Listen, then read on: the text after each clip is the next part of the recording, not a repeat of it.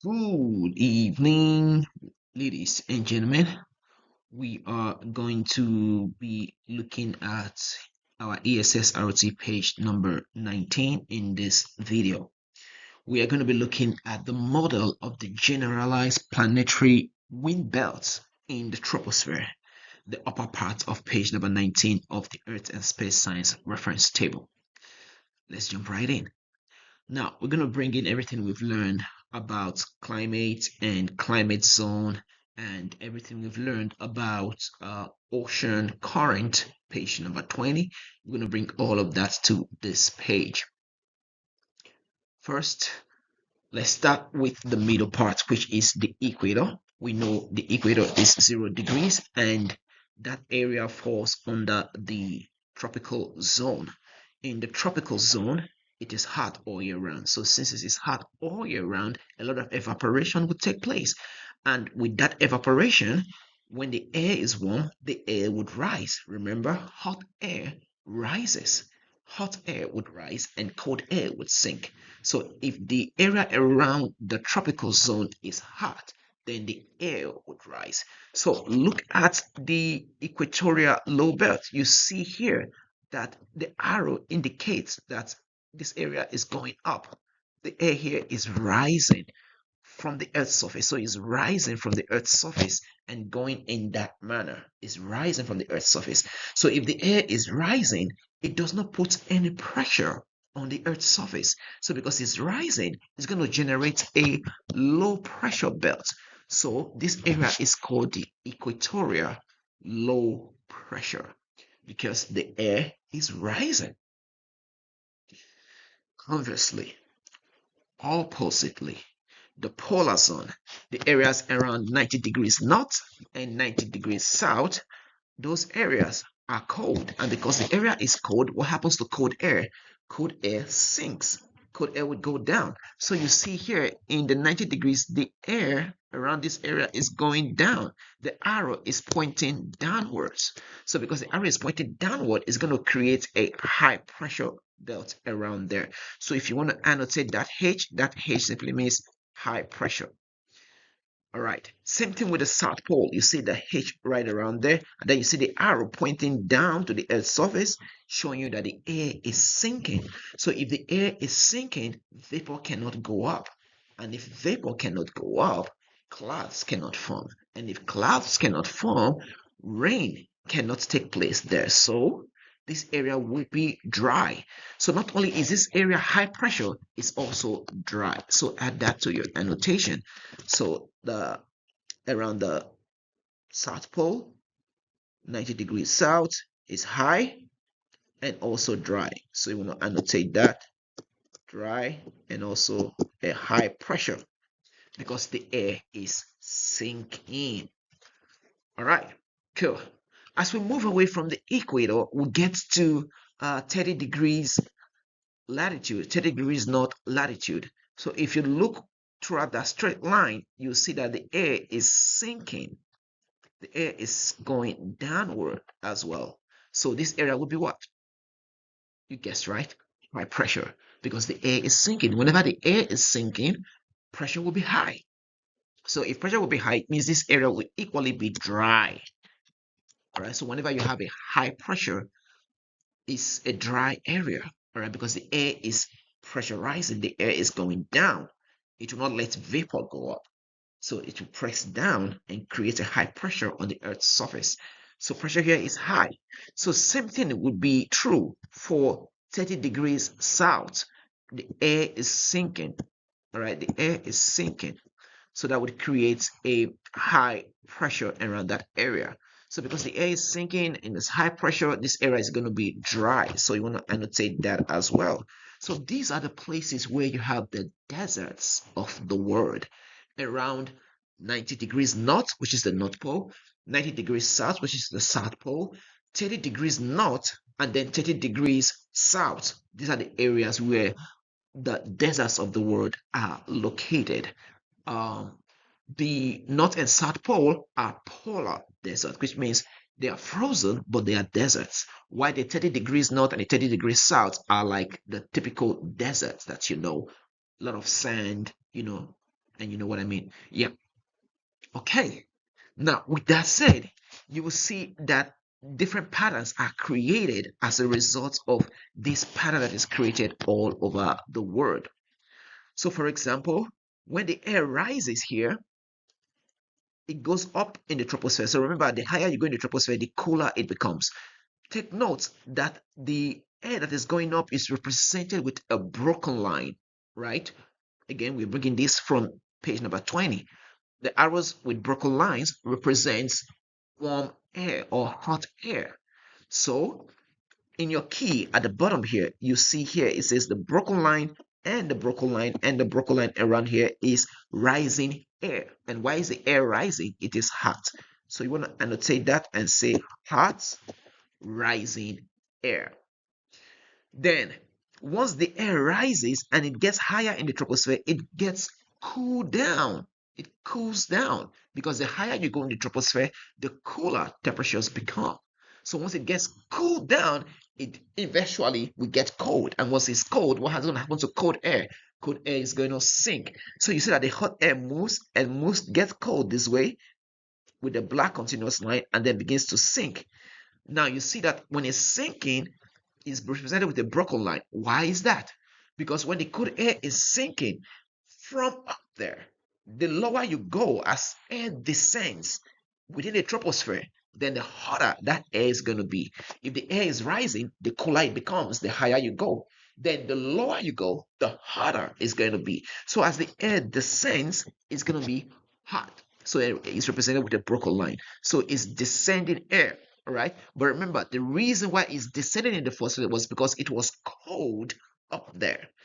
So this is cold, right? Descending air, if you will. So you see that by that pattern, different cells are created all around the world. For example, between the equator and the 30 degrees North Pole, you have the Hadley cell. All right. And then between the 30 degrees north to 60 degrees north, you have the Ferrell cell. And then from 60 degrees north all the way to the North Pole, you have the polar cell. The opposite will be true in the southern hemisphere. You get to the Hadley cell first, and then you get to the Ferrell cell, and then you get to the polar cell. Simply put, the polar cell is high latitude. We talked about this before. So this is high latitude, which means 60 degrees to 70 to 80 to the highest latitude, which is 90 degrees. Ferrell would be mid latitude. All right, if Ferrell is mid latitude, then Hadley will be what? You guessed right, low latitude. Low latitude. All right, cool. Now you understand why and what those arrows represent and why they are rising and why they are sinking. Now take note, within the high pressure, wind is going to move away from it. Remember, we said air or wind moves because of the difference in pressure. So when you have a high pressure and then you have a low pressure, air would move from a high pressure and move towards the low pressure. So you see that air would move from the North Pole and move towards the 60 degrees north latitude. And then air would move from the high pressure, subtropical high pressure, and move this way towards the low pressure in that area, or move towards the equator, which is the next lower pressure area. That should give you an understanding why the arrows have their heads pointing in the way that they are pointing or in the way that they are heading. All right. So we see that in the northern hemisphere, the arrows are pointing from the high pressure towards the low pressure, and then from the high pressure in the northern pole towards the low pressure in the 60 degrees to 60 degrees north latitude. Okay, with that said, I think we've kind of laid a good foundation for us to go through some questions. All right, this is a more kind of colorful, vibrant version of what we just looked at. Okay, so remember, around the equator is low pressure. Let me change the color of my pen. You have low pressure around the equator, and then you have high pressure around 30 degrees, and then you have low pressure around 60 degrees, and then you have high pressure in the North Pole. So how would wind move? Wind will always move from high pressure and move towards low pressure. Move from high pressure and move towards low pressure. So you see the reason why the arrows are going in a particular direction.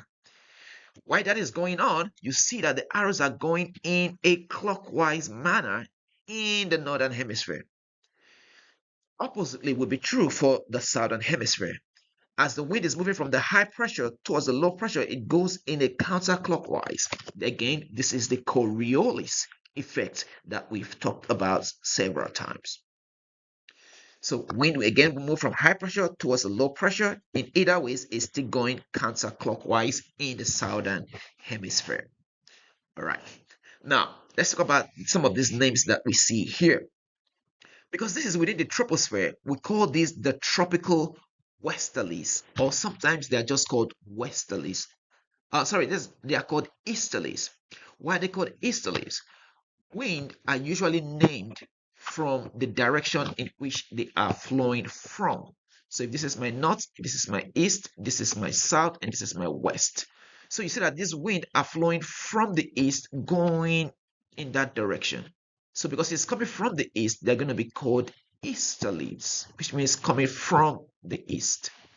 All right, so all of these air here are called easterlies, because it's blowing from the east, going westward. But you have to name it from where it is coming from. It's coming from the east.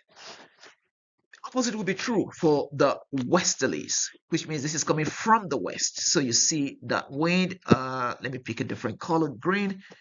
Then you see that the wind is going this way, which means the wind is coming from the west. It's moving this way. It's coming from the west. So these are called westerlies. Then towards the pole, you're going to have polar easterlies, which means these are going towards the east, but they are different from the tropical easterlies. They are closer to the poles. So we're going to call them polar easterlies. So you have two easterlies, one in the tropic and then one in the pole. The westerlies are those you'll find in the mid-latitude, which is the temperate zone, the zone in between the polar zone and the tropic. So the westerlies are confined to the temperate zone. All right, hopefully that brings in some points.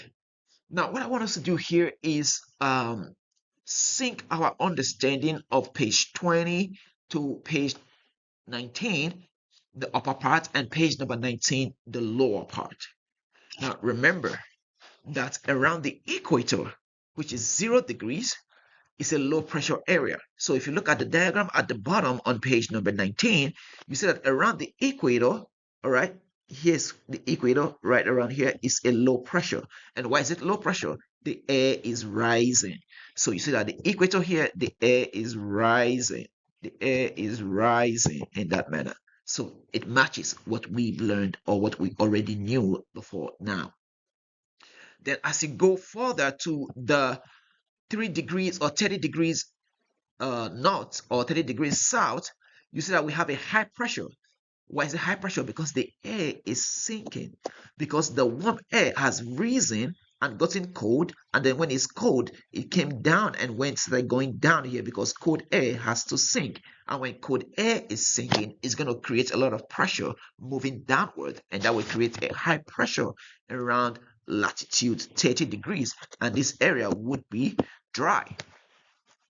Again, 30 degrees, high pressure, and dry. Right? Annotate, annotate, annotate all of this. All right. Then moving forward into 60 degrees north, you see around 60 degrees north, we have a low pressure there again, and then we have the L right there on 60 degrees north. And why is it low pressure? Because the air is rising. So you see that the air is going up in the 60 degrees, and the air is going up in the 60 degrees north, creating a low pressure right there. And finally, we get to the North Pole, which is 90 degrees in the North Pole, and then we see that the air is sinking. As a result of that sinking air, high pressure is created there. So these diagrams we go side by side. Page number 19 on top, page number 19 at the bottom, and page number 20 all sinking together. And remember, air would move from a high pressure and move towards low pressure. All right, let's see what I may be missing out here. I think pretty much we've covered everything. Remember, Coriolis effect in the northern hemisphere is clockwise, and then in the southern hemisphere is counterclockwise direction in that manner. All right, let's review some questions. Question number one. The planetary winds on Earth are indicated by the curving arrows in the diagram below. The curved parts of the planetary winds are a result of. Now remember, these winds and this ocean current are supposed to go straight down from the polar zone and go straight up and then go up in that manner.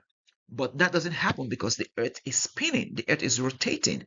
So as a result of Earth's rotation, these arrows begins to curve clockwise in the southern hemisphere and counterclockwise in the southern hemisphere, clockwise in the northern hemisphere and counterclockwise in the southern hemisphere. So the question is asking, the curved parts of the planetary wind are a result of Earth's rotation on its axis. It is the Earth's rotation on its axis that is making the air to bend, to curve, instead of moving straight up. Question number two. Surface ocean current resulting from prevailing winds over ocean illustrates a transfer of energy from. So what it's saying here is that as this wind move in a different manner as we have on page number 19, they pull the ocean water along with them, and that pulling is what creates the ocean currents that we have discussed in our previous video about ocean current, page number 20 of the ESSRT. So what causes the ocean current is actually these winds. As the winds are moving, they blow over the water and pull the water in that particular direction. Hence, you see that the diagram here and the diagram on page 20 are very, very similar. The only difference here is that page number 20 focuses more on the ocean, on water, which is the hydrosphere part of the word, all right, which is the hydrosphere part of the word. Then is asking that illustrates the transfer of energy from what to what. Remember, when it comes to the wind, when it comes to the air is part of the atmosphere. So the atmosphere is the gaseous part of the earth, right? Is the gas part of the earth. The hydrosphere is the liquid part of the earth, liquid part of the earth, right? And then the lithosphere is the solid part of the earth crust. All right, so take note of these different spheres: lithosphere, solid; hydrosphere, liquid; atmosphere, gas. So as the wind blows and pulls the ocean current, where is energy flowing from? So as the wind is blowing, that is the atmosphere. And then the atmosphere and the wind will blow over the water, which is the hydrosphere. So this is a transfer of energy from the atmosphere, the gas, to the hydrosphere, the liquid. So our answer here should be from atmosphere to hydrosphere. Our answer here is C. Question number 3. The air over the equator generally rises because the air is, so it's saying the air around the equator. So we see the equator right around here. The equator is right around here, creating a low pressure. So the air is rising, creating low pressure. Why is the air rising?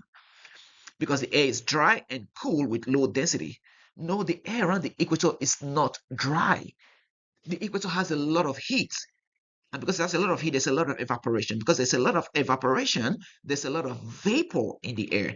So the vapor makes it wet. So the air around the equator is not dry at all. So option A is out. Option D is out. The air around the equator is moist. It has a lot of humidity.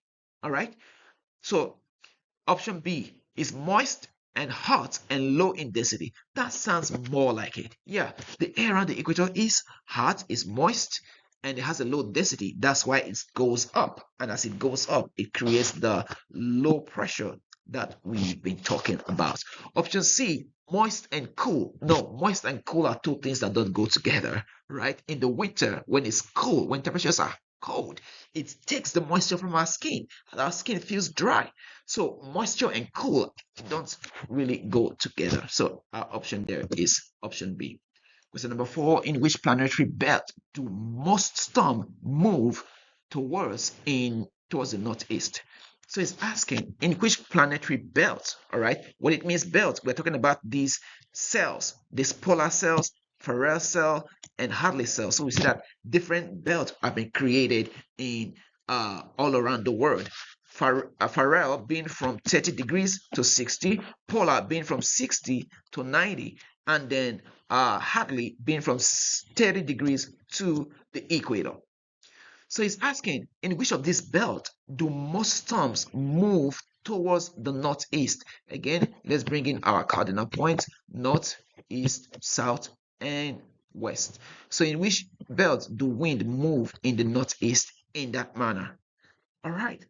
What do you think the answer should be here? All right, let's eliminate.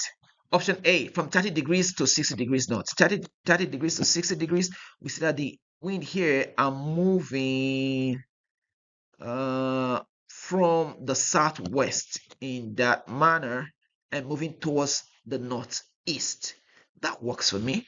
That works for me. Let's find out. B, 0 to 30 degrees north. From 0 to 30 degrees north, the wind are moving from the northwest and going towards southeast, something like that. So that wouldn't work. Option C, 0 degrees to 30 degrees south. 0 degrees to 30 degrees south. We see that the wind are going in this direction.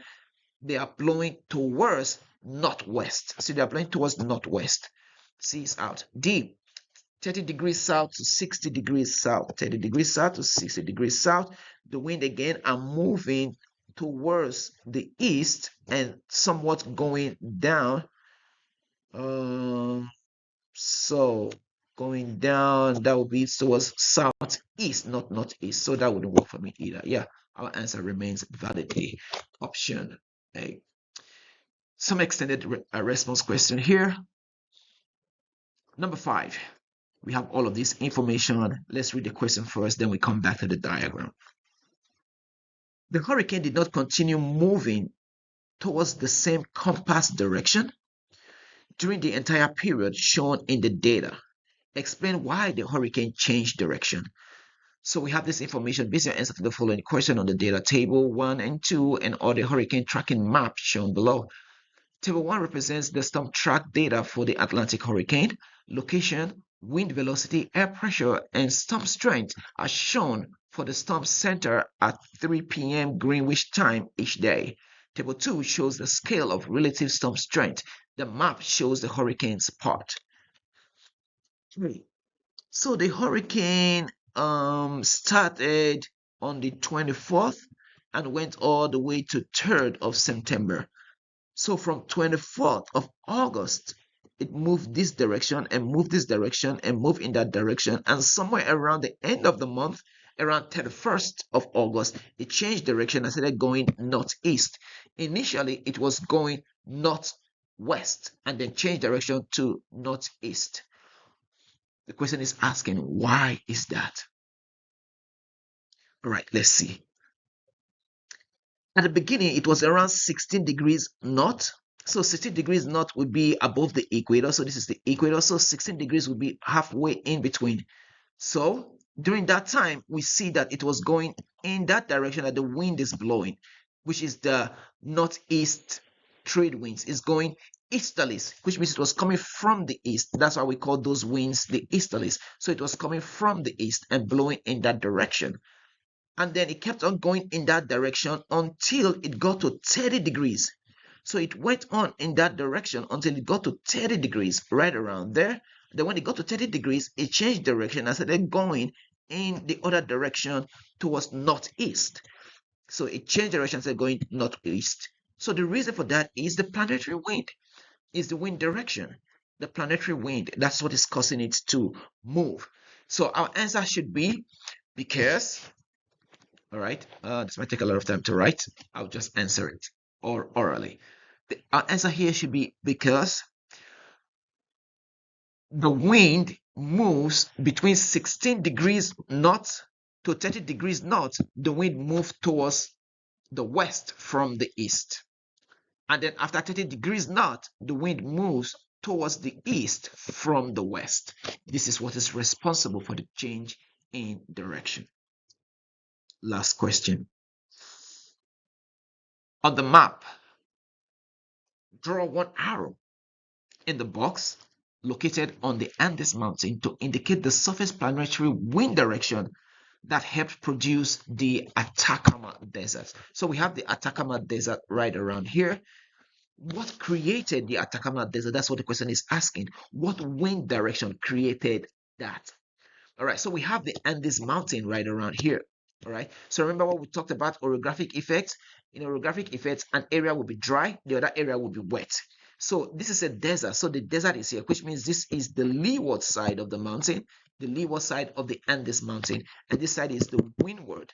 So if this side is the windward side of the mountain, it means the wind is coming from this direction. The wind is coming from this direction, windward. And then when the wind got to the mountain, moisture is sucked out, and then when it's going down, it creates the desert on the opposite side, which is the leeward side, where the desert will be. So our arrow will be pointing in that direction. Let's confirm that. This side of the world is between 30 degrees south and 20 degrees south. So we're going to look at 30 degrees south and 20 degrees south will be somewhere around here. And what's the direction of the arrows here? You see that the arrows are going in that direction. The arrows are going in that direction. The arrows are going in that direction. All right. So as a result, our direction should be that as well. So it merges all the reasons that we've talked about that causes the climate of a particular area to become a desert. And remember, most of the deserts of the world are located around 30 degrees south or 30 degrees north, or 90 degrees south or 90 degrees north. So it makes sense that this desert is falling right across the 30 degrees mark.